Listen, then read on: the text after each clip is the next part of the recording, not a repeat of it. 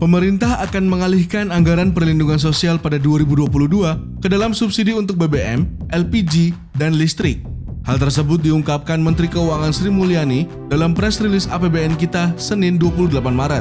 Jika pada 2 tahun sebelumnya, anggaran perlindungan sosial dianggarkan untuk bansos, PKH, subsidi upah, dan lainnya, pada 2022 akan dialihkan untuk subsidi energi, yaitu BBM, LPG, dan listrik.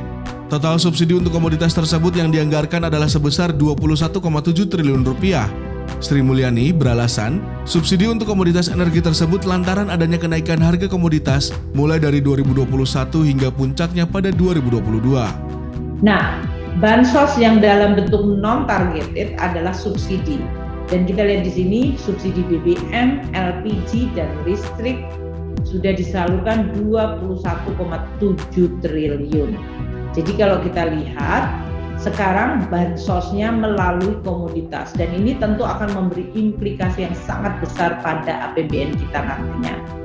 Jadi kalau dulu tahun 2020-2021 dominasi adalah targeted bansos by name, by address, by siapa, account number, apakah itu keluarga PKH, keluarga sembako, ataukah keluarga penerima subsidi upah, apakah itu adalah UMKM. Sekarang karena lonjakan harga subsidi, maka bansosnya beralih menjadi subsidi dalam bentuk barang yaitu BBM, LPG, dan listrik yang sudah menghabiskan 21,7 triliun.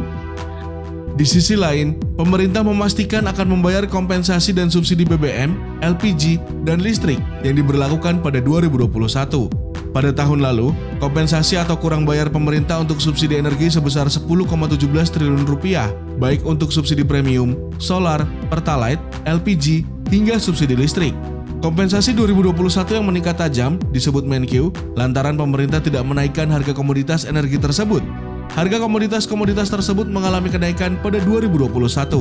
Seperti pada subsidi BBM pada 2022 ini mengalami peningkatan kapasitas subsidi sebesar 1,3 juta kiloliter dari sebelumnya pada 2021 hanya sebesar 1,1 juta kiloliter.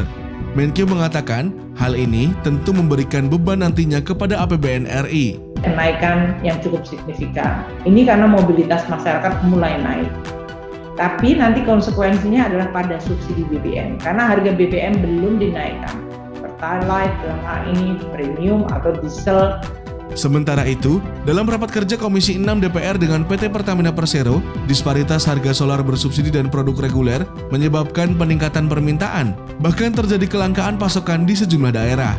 Direktur Utama Pertamina, Nike Widiawati mengatakan, kuota solar subsidi sektor retail diperkirakan naik 14% menjadi 16 juta kiloliter pada tahun ini.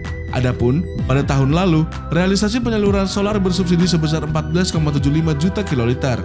Disparitas harga yang semakin jauh antara solar non-subsidi dan subsidi mendorong shifting konsumsi dan ada juga yang tidak tepat sasaran.